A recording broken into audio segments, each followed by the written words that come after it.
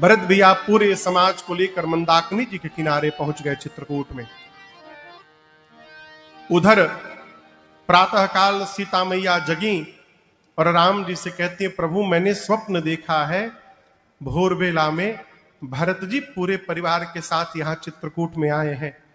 वियोग के कारण उनका शरीर दुर्बल हो गया है नाथ, और प्रभु आज स्वप्न में माताओं के मांग में सिंदूर दिखाई नहीं पड़ा। राम जी ये स्वप्न सुनकर रोने लगे, कहे सीते भोर के समय का स्वप्न है, भय लग रहा है कहीं सत्य न निकल जाए। तुरंत लक्ष्मण भैया को लेकर राम जी भगवान शंकर का पूजन वंदन करने लगे।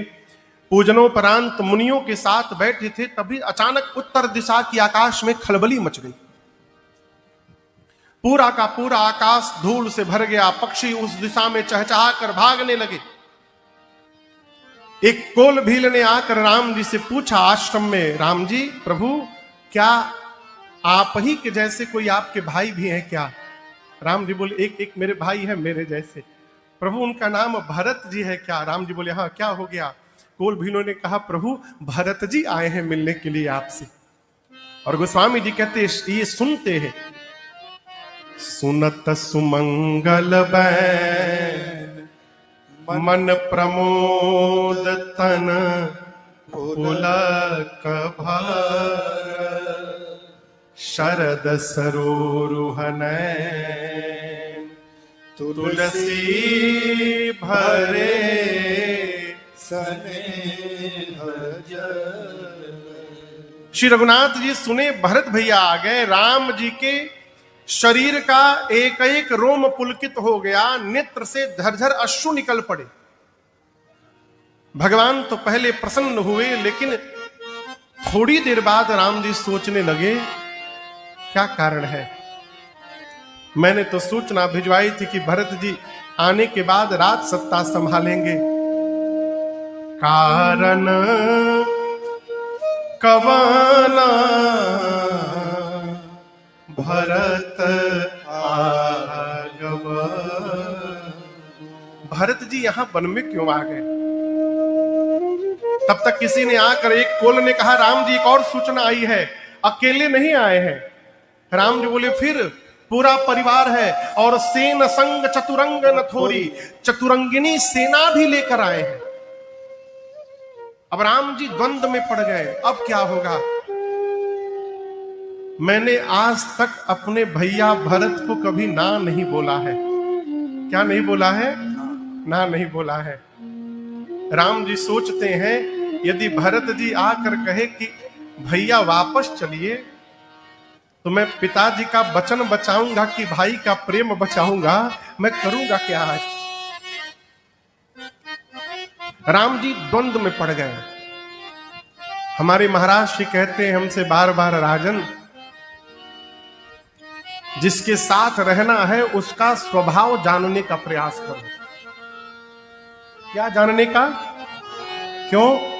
स्वभाव एक बार समझ में आ जाए ना, फिर व्यवहार करने में कठिनाई नहीं आती है जीवन भर। राम जी के मन में द्वंद्व हुआ।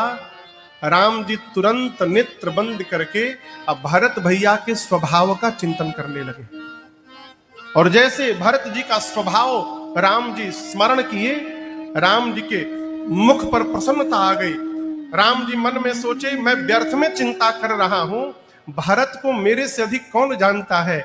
मेरे भरत का स्वभाव है, भरत जीवन में वही करते हैं जो उनके भैया राम कहते हैं। कल भी भरत वही करेंगे जो मैं कहूंगा। भरत कहे महु साधु सयाने। और एक बात समझिएगा, घर परिवार में यदि कोई आपके कहने में जी रहा है, आप धरती के सौभाग्यशाली जीव समझिएगा अपने को। राम जी गदगद हो गए। यहां लक्ष्मण जी को आवेश आ गया था। क्यों आया था? राम जी के प्रति अतिशय प्रेम के कारण। देखिए लक्ष्मण जी में भी दोष नहीं है, लक्ष्मण भैया में दोष नहीं है। वो राम जी के प्रति अतिशय प्रेम का कारण है कि भरत जी को क्रोध आ गया। निकाल लिए धनुष बाण, मार दूंगा भरत को। सेना लेकर क्यों आ गए? क्या राज सत्ता प्राप्त करके मद हो गया? सेना लेके वन में चले आए युद्ध करने।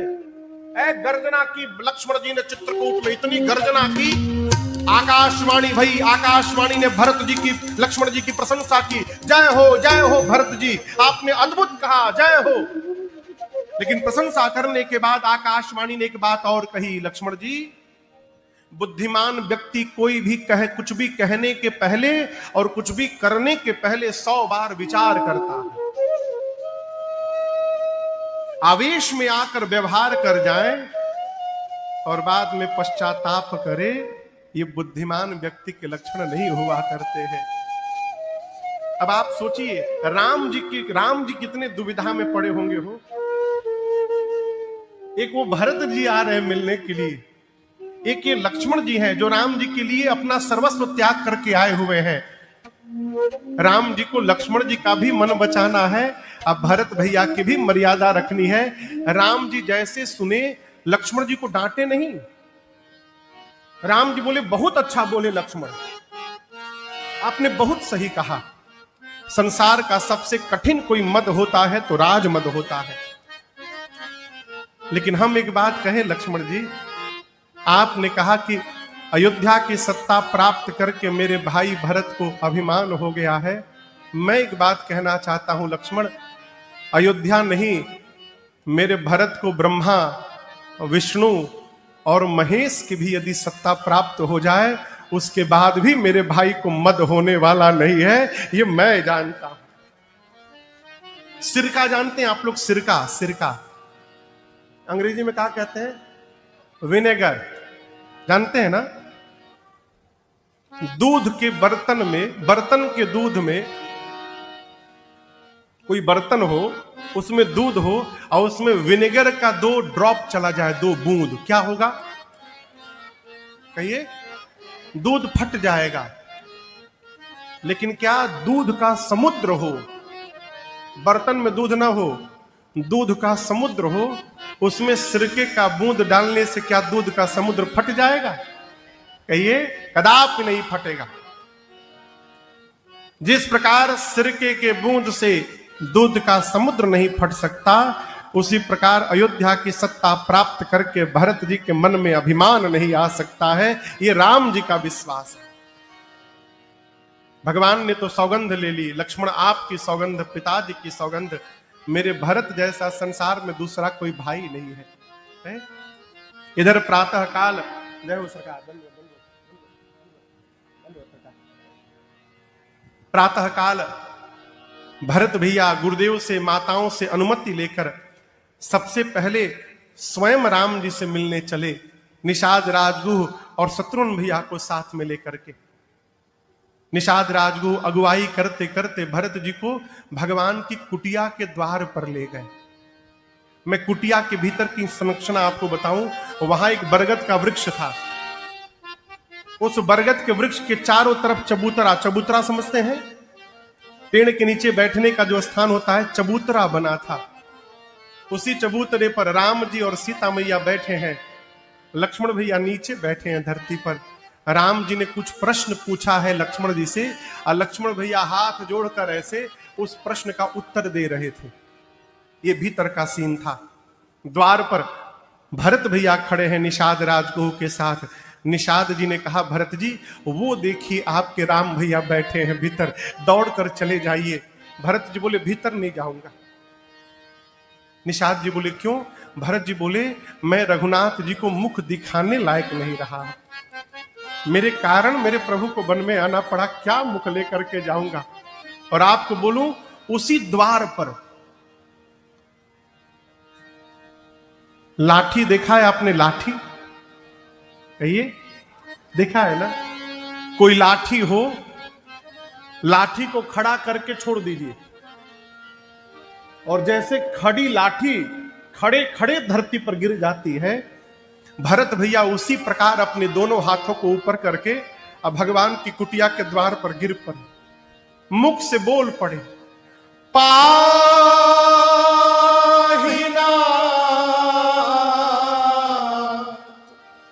कही पाही गोसाई भूतल पड़े लकुट की। भरत जी धरती पर खड़े खड़े गिर पड़े, बोले पाहीनाथ पाहीनाथ, त्राहि माम प्रभु, मेरी रक्षा करिए नाथ। भरत जी की ये आर्त पुकार लक्ष्मण जी के कान में पहुंच गई। किसके कान में? लक्ष्मण जी के कान में। तो क्या राम जी के कान में नहीं गई होगी? का हो है? गई राम जी के भी कान में, लेकिन राम जी कुछ बोले नहीं। क्यों? मानो लक्ष्मण जी से कहना चाहते हो, लक्ष्मण ये मेरे वही भरत भैया है जिनको आप मारने जा रहे थे, मुझे पुकार रहे हैं। अब लक्ष्मण जब तक आप नहीं कहोगे मैं अपने भाई को उठाने नहीं जाऊंगा। लक्ष्मण जी धरती पर सर रखकर प्रणाम किए और प्रणाम करके हाथ जोड़कर बोले, प्रभु भैया भरत प्रणाम करत रघुनाथ।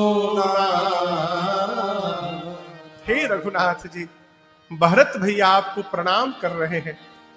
गोस्वामी तुलसीदास जी कहते हैं, राम जी का वेग का दर्शन करिए, वेग का। लक्ष्मण जी के मुख से भरत शब्द का भ निकला, राम जी खड़े हो गए। लक्ष्मण जी जब तक र बोलते तब तक राम जी जा चुके थे, और जब तक लक्ष्मण जी के मुख से भरत का त निकलता तब तक राम जी भरत भैया के पास पहुंच गए थे।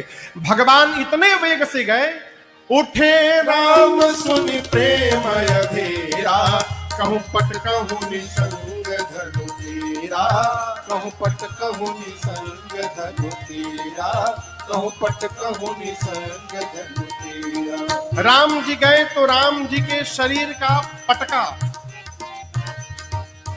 एक हाथ का धनुष, एक हाथ का बाण और कमर का निशंग, ये चारों धरती पर लक्ष्मण जी के पास ही गिर गए। क्यों गिर गए? भरत जी 4 वस्तु छोड़कर आए थे, धर्म, अर्थ, काम और मोक्ष। तो राम जी भी भरत जी से मिलने गए तो 4 वस्तु छोड़कर गए, पटका, धनुष, बाण और निशंग। ये कथा कहती है जितनी व्याकुलता से आप भगवान के लिए दौड़िएगा, भगवान भी उतनी व्याकुलता से आपके लिए दौड़ पड़ेंगे। उठे राम सुनि प्रेम अधीरा, कहूं पट कहूं निसंग धनु तीरा, कहूं पट कहूं निसंग धनु तीरा, कहूं पट कहूं निसंग धनु तीरा। ये पटका, राम जी का पटका नीचे गिरा हुआ है। लक्ष्मण जी से पटके ने कहा कि लक्ष्मण भैया देखिए, राम जी गए तो हम नीचे गिर गए। क्यों गिर गए? राम जी जाके भरत जी को उठा करके अपने हृदय से लगाएंगे।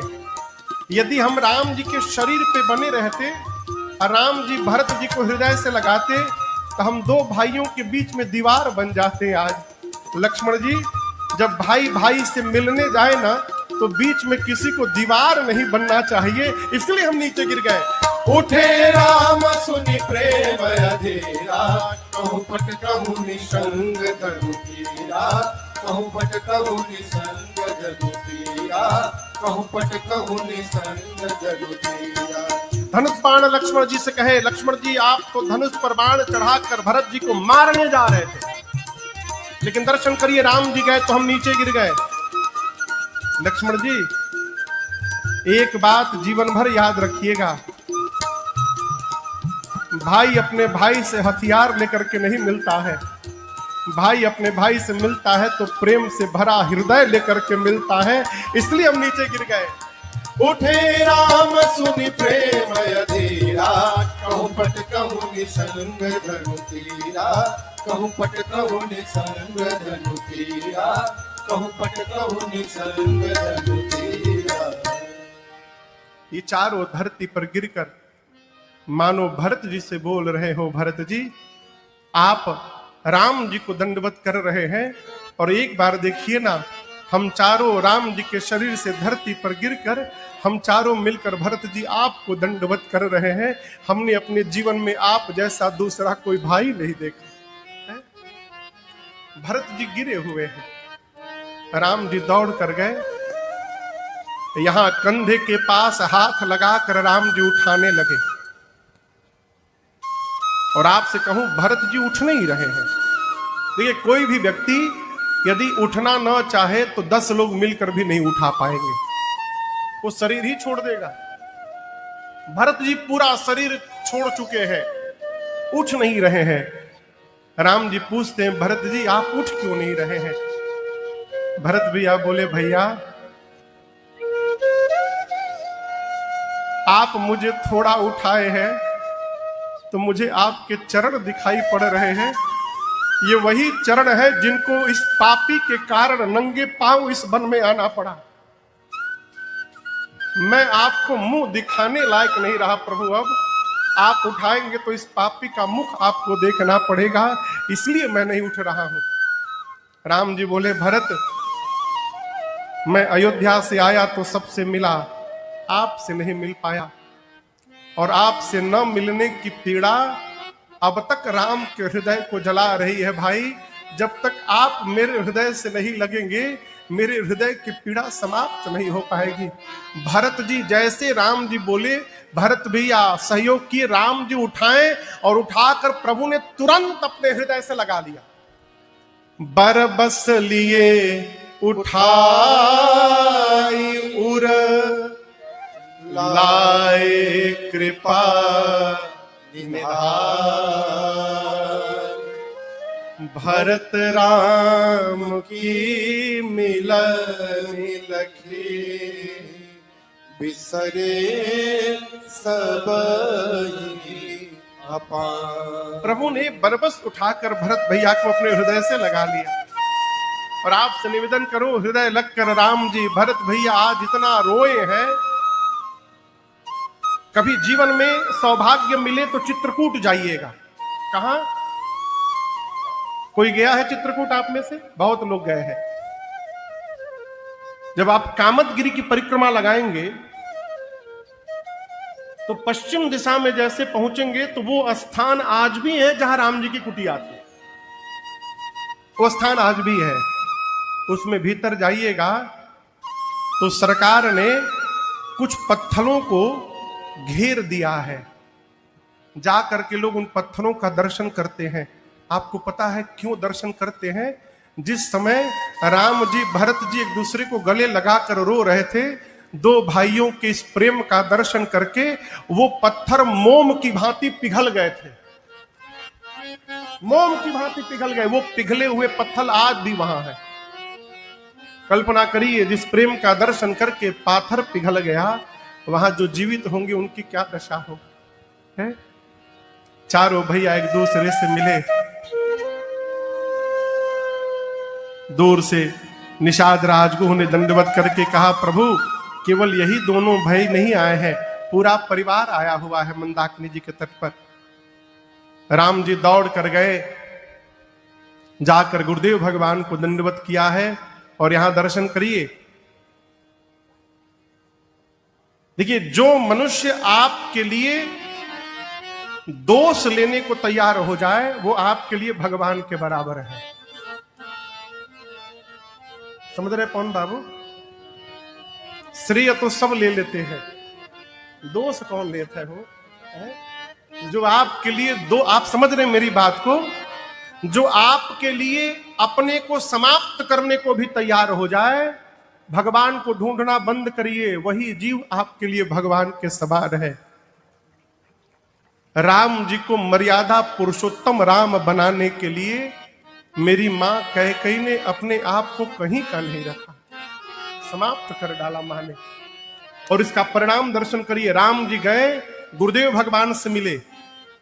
सबसे पहले गुरु जी के बाद ब्राह्मण देवता थे। जहां माताएं थीं वहां सबसे पहले मां कौशल्या खड़ी थी, फिर मां कैकेयी, फिर सुमित्रा मैया। राम जी अपनी मां कौशल्या जी से नहीं मिले। किससे मिले? मां कैकेयी से राम जी मिले। राम जी ने जाकर मां कैकेयी को दंडवत किया है। लेकिन गोस्वामी जी कहते हैं कि कैकेयी मां को राम जी ने भेंटा है। भेंटना माने गले लगाना। राम जी गले नहीं लगाए थे। राम जी तो दंडवत किए थे, लेकिन जब घूंघट में से मां कैकेयी ने राम जी को देखा तो मां ही अपने को नहीं रोक पाई और राम जी को उठाकर मां ने अपने हृदय से लगा ली। गले लगे लगे राम जी ने जैसे मां की कुशलता पूछी, मां कैकेयी फपक के रोने लगी। कही, राम, भरत अब मुझे मां नहीं कहता, लोग मुझे देखते नहीं हैं, कोई मुझसे वार्ता भी नहीं करता। राम जी बोले, तो क्या हुआ, कोई तुमसे तुमको ना देखे, लेकिन तुम देखो, राम आया है तो सबसे पहले अपनी मां कैकेयी के ही पास आया है। मैं सदैव आपके साथ खड़ा हूं मां। अनेक प्रकार से मां कैकेयी को समझाकर राम जी माताओं को दंडवत प्रणाम करके सबको लेकर चित्रकूट पहुंचे। श्रद्धांजलि सभा बैठी, गुरुदेव ने जगत की नाई चर्चा करके राम जी को बताया कि आपके वियोग में आपके पिताश्री चले गए। राम जी बहुत रोए उस दिन। अगले दिन पिताजी के निमित्त जो जो ज्येष्ठ पुत्र को करना चाहिए गुरुदेव ने आज्ञा दी, राम जी ने सारा व्यवहार पूर्ण किया। 2 दिन बाद एक सभा बैठी जिसमें अयोध्या के लोग खाली बैठे, केवल राम लक्ष्मण सीता जी नहीं। और गुरु जी ने सभा की अध्यक्षता करते हुए सभी पूरी प्रजा से कहा कि देखो, मैं अपनी बात कह देता हूं। क्या? राम जी वन में रहे चाहे अयोध्या में रहे, अयोध्या के राजा कौन? तो राम ही अयोध्या के राजा हैं, राजा राम। क्यों? राम जी जीव नहीं है, राम भगवान है। राजा राम स्वस भगवान। संसार में ऐसा कोई नहीं है, ब्रह्मा विष्णु महेश दिग्पाल अरुण वरुण कुबेर पवन पावक दिग्पाल, ऐसा कोई नहीं है जो राम जी की आज्ञा का पालन न करता हो। मेरे अनुसार हम लोगों को भी राम जी की ही आज्ञा का पालन करना चाहिए, ये मेरे अनुसार। अब आप लोग कहिए क्या किया जाए? भरत जी बोले, गुरुदेव आप कहिए। गुरु जी कहे, भरत एक उपाय तो मेरे सामने है। भरत जी कहे, क्या उपाय गुरुदेव? गुरु जी बोले कि राम जी और लक्ष्मण जी के सीता जी की जगह यदि भरत जी आप और शत्रुघ्न लाल 14 साल वन में रहने को तैयार यदि हो जाएं, आप दोनों यदि 14 वर्ष वन में रहने को तैयार हो जाएं, तो मैं राम लक्ष्मण सीता को लेकर वापस जा सकता हूं। ये वाक्य सुनते भरत जी नाचने लगे। कहे, गुरु जी यदि इस पापी के वन में जाने से मेरे भैया वापस चले जाएंगे गुरुदेव, तो मैं एक बात स्पष्ट कर देना चाहता हूं गुरुजी, मैं 14 वर्ष के लिए वन में नहीं जाऊंगा गुरुजी। गुरुजी बोले, फिर कितने दिन के लिए जाएंगे? भरत जी बोले, दिन के लिए नहीं जाऊंगा गुरुजी, मैं जन्म भर के लिए वन में चला जाऊंगा। कहीं वापस लौट कर गया और कहीं फिर मुझे राजा बनाने का सपना देख लेगी तो क्या होगा?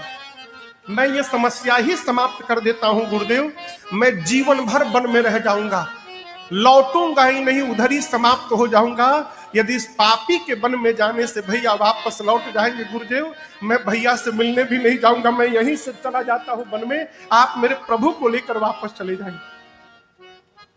गुरुदेव की मति हिल गई।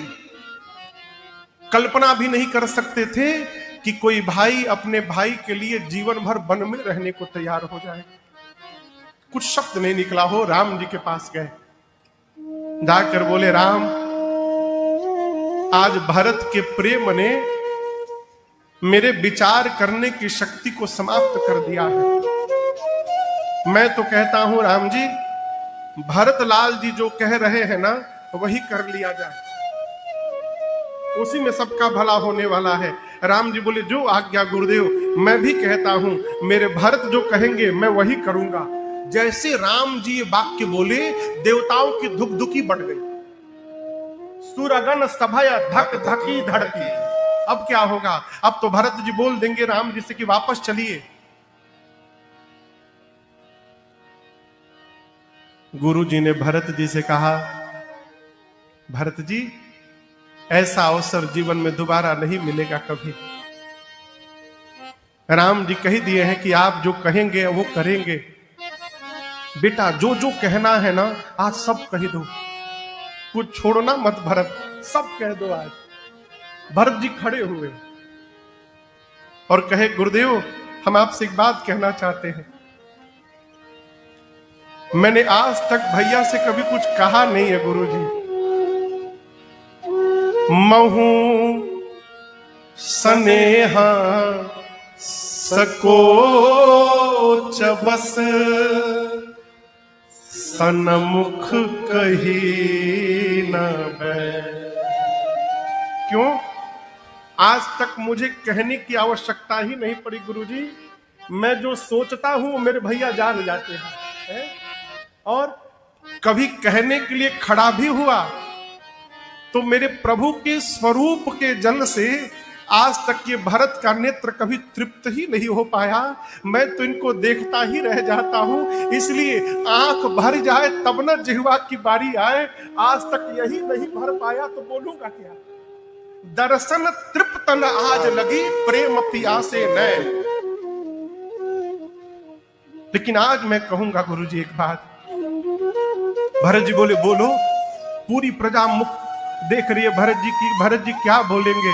भरत जी बोले मैं जानूं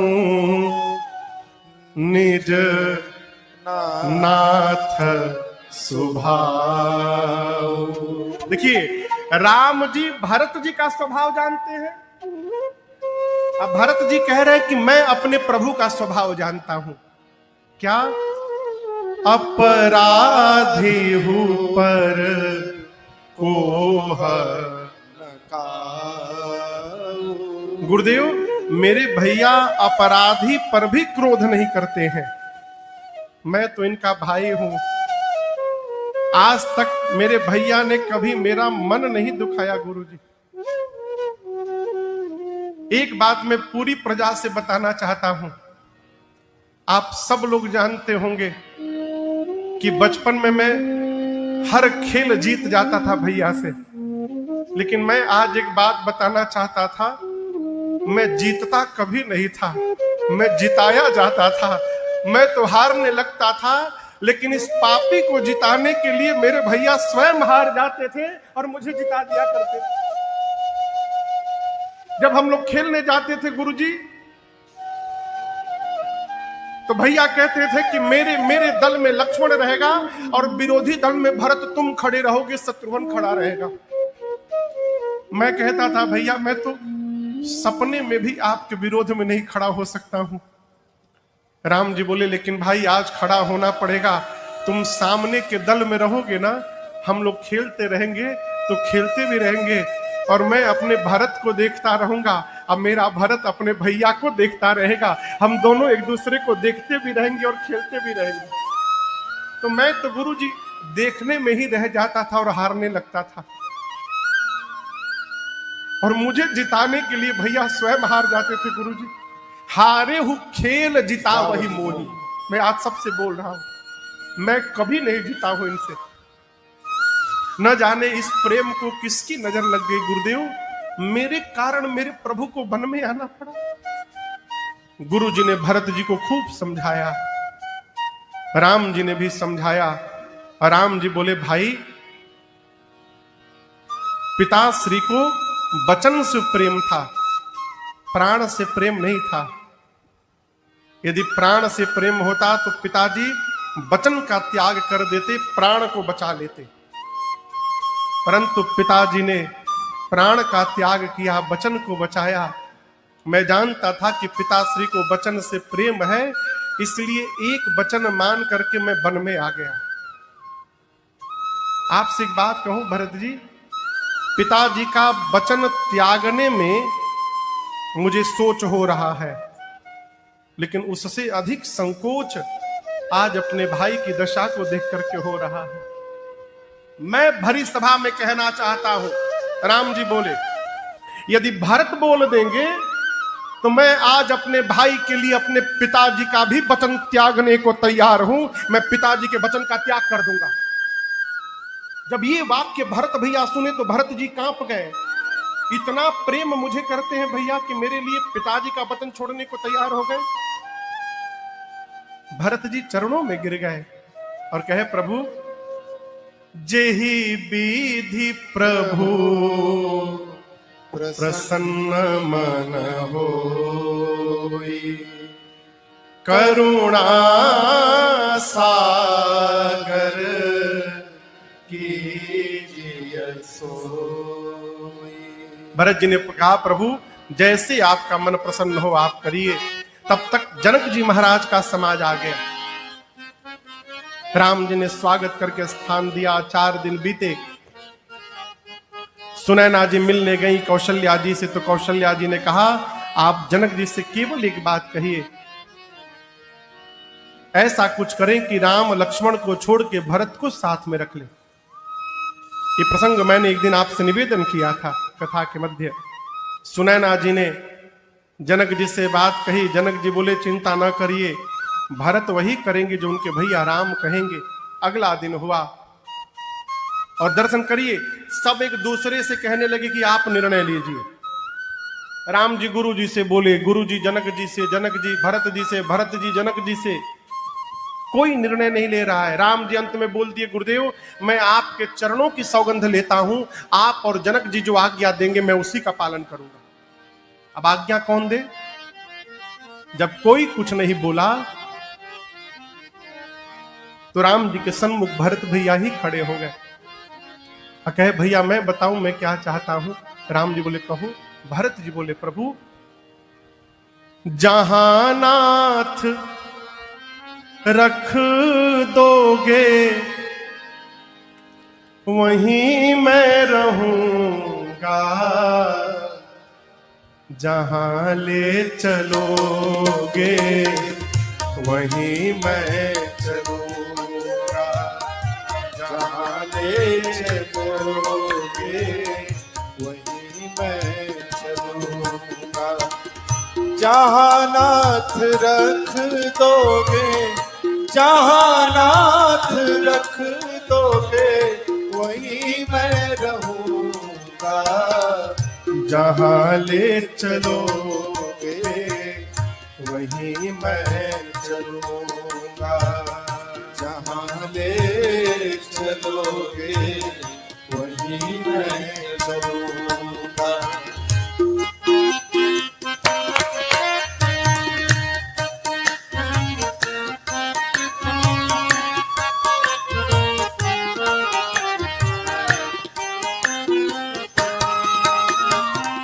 ये जीवन समर्पित शरण में तुम्हारे, तुम ही मेरे सर्वस्व, तुम ही प्राण प्यारे।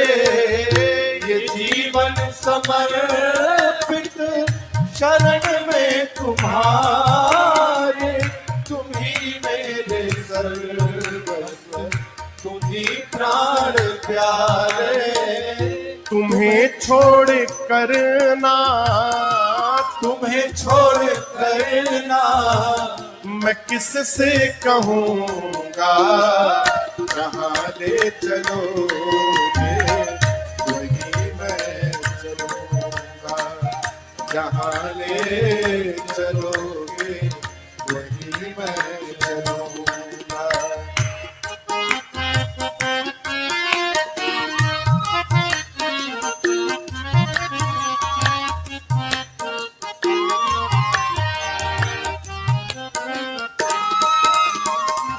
न कोई उलहना ना कोई अर्जी, कर लो करा लो तुम्हारी जो मर्जी।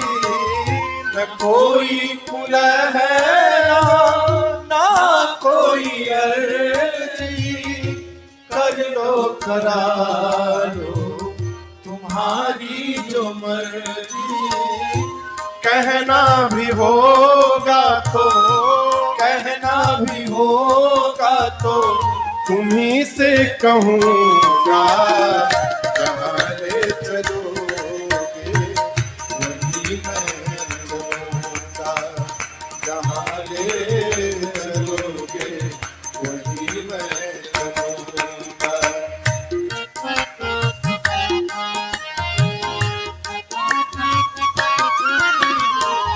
दयानाथ दयनीय है मेरी अवस्था, दयानाथ दयनीय है मेरी अवस्था, तुम्हारे ही हाथ मेरी सारी व्यवस्था, तुम्हारे हाथ मेरी सारी व्यवस्था।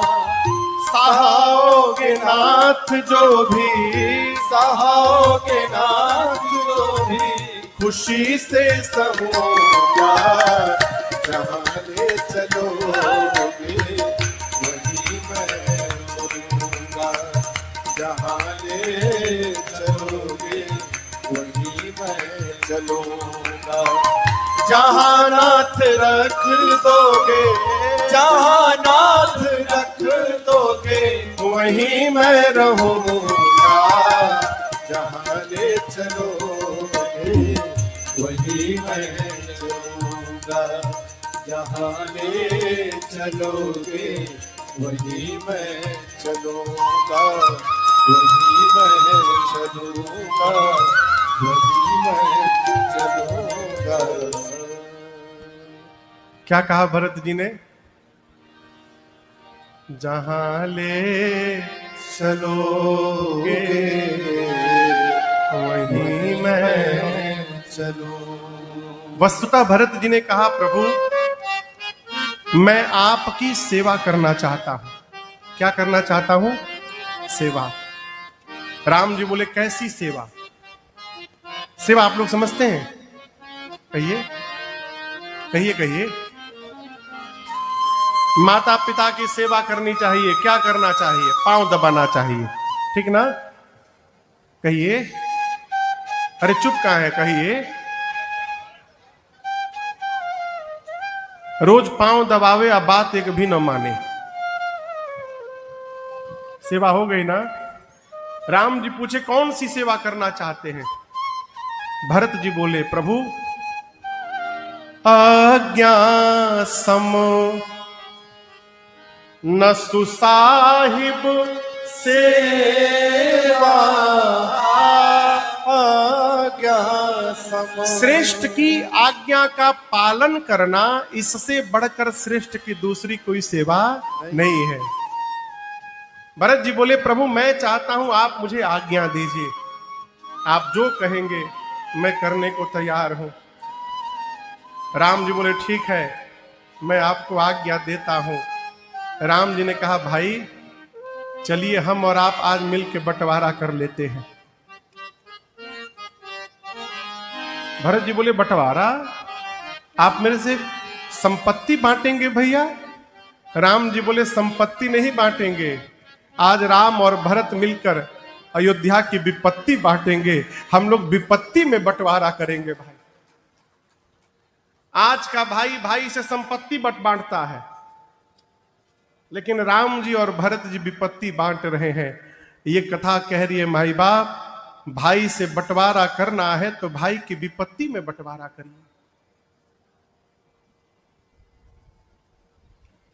लोग अपने तो भाई से संपत्ति बांट लेते हैं, अपने बच्चों को सोचते हैं दोनों साथ में रहेंगे। कैसे रहेंगे? वो कदापि नहीं रहेंगे। आप यदि चाहते हैं कि आपके बच्चे आपके जीते जी साथ में रहे, तो आप भी अपने बच्चों के सामने अपने भाई के साथ रहिए। बच्चे जो देखेंगे उसी का पालन करेंगे जीवन में। अकाई का संपत्ति हो है, विपत्ति बांटिए। राम जी ने कहा, 14 वर्ष मैं वन में रहूंगा, 14 वर्ष भरत अयोध्या रहेंगे। भरत जी चरणों में गिर गए, कहे भैया अभिषेक की सामग्री आई है। राम जी बोले, अभी नहीं, लौटने के पश्चात। राम जी के कहने पर भरत भैया अत्रि मुनि की अगुवाई में उन सभी राज्याभिषेक की सामग्रियों को ले जाकर एक कुएं में डाल दिए।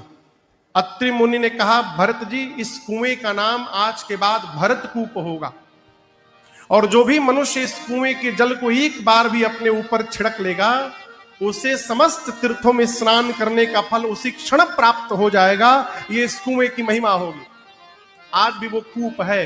जब आप चित्रकूट से बांदा जाएंगे तो रास्ते में कुआं पड़ता है, वो भरतकूप। वहां भरत भैया का मंदिर भी है। 5 दिन राम जी से आज्ञा लेकर भरत भैया ने चित्रकूट का दर्शन किया है। 6वें दिन विदा की घड़ी है। राम जी ने से भरत जी ने जैसे विदा मांगा, राम जी ने उठकर भरत भैया को हृदय से लगाया और अनेक प्रकार से शिक्षण किया। भरत जी कुछ चिन्ह चाहते हैं, यहां भरत भैया को देने के लिए राम जी अपने आप को ही भाव रूप से पादुकाओं के रूप में परिवर्तित किए हैं और भरत भैया को प्रदान किया। प्रभु कर कृपा